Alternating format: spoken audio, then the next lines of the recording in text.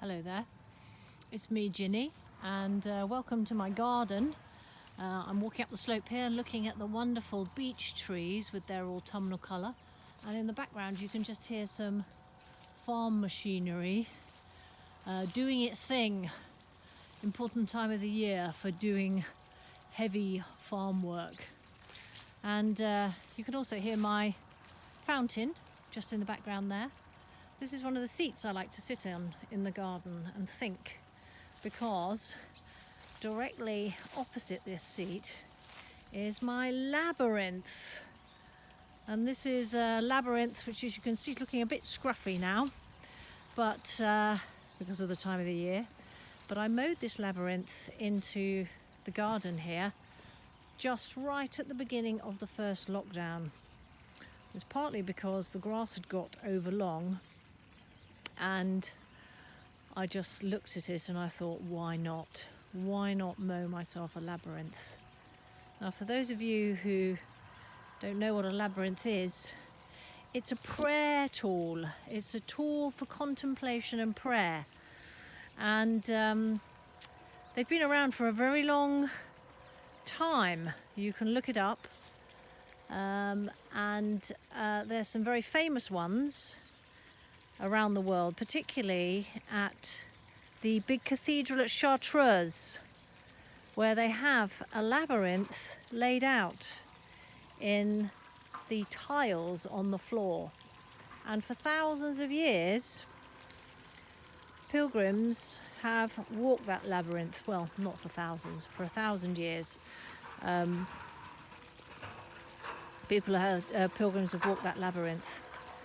And with the labyrinth, it's very much an opportunity to just walk slowly and steadily and prayerfully and lift this moment and time to God.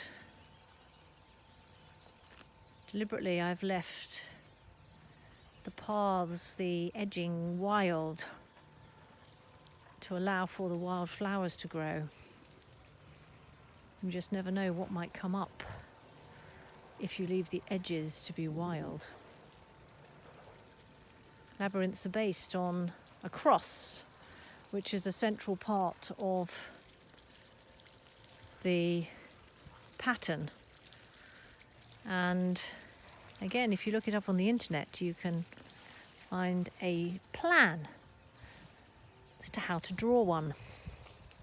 I actually did this one just by eye and the strimmer originally, and now I mow the paths just with my mower. As you can see, my mower is not very wide. But I love to walk this. I walk it in the summer in my bare feet. I walk it in the winter in my wellies, as you can see. And I walk it, and sometimes I walk it with Chris, and sometimes I walk it with Sarah, but I always walk it with God. Always walk it with God.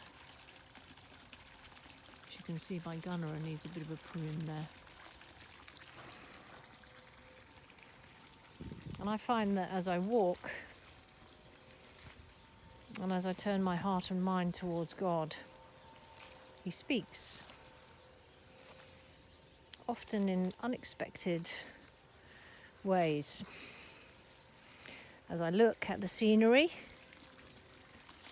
and as I open my heart and mind to what it is He might be wanting to say or do for me in this time, as I walk prayerfully round.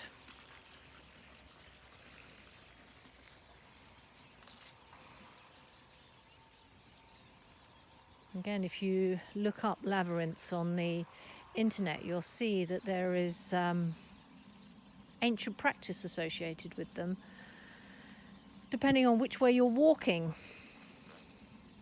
If you walk clockwise, then you turn your mind to think of the future.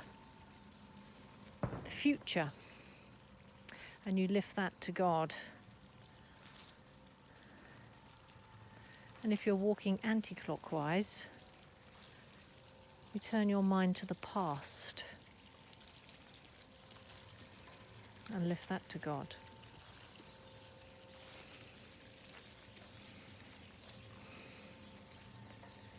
But the great thing about labyrinths is they are one continual path. And even though it looks like a maze, it's nothing like a maze, because you can't get lost in a labyrinth. You just have to keep going, keep walking, keep praying, keep searching. This bit always looks like you've got to the middle, which is just there, but you haven't. There's another twist. And just by the journey of the twisting and turning, it speaks so much about the twisting and turning of life, the unexpected round the corner, or even the expected round the corner. And here we are, we're nearly at the middle. And the middle is an opportunity to just rest and reflect. So my friends, from the middle of my labyrinth, I wish you every blessings this week. See you soon. Bye-bye.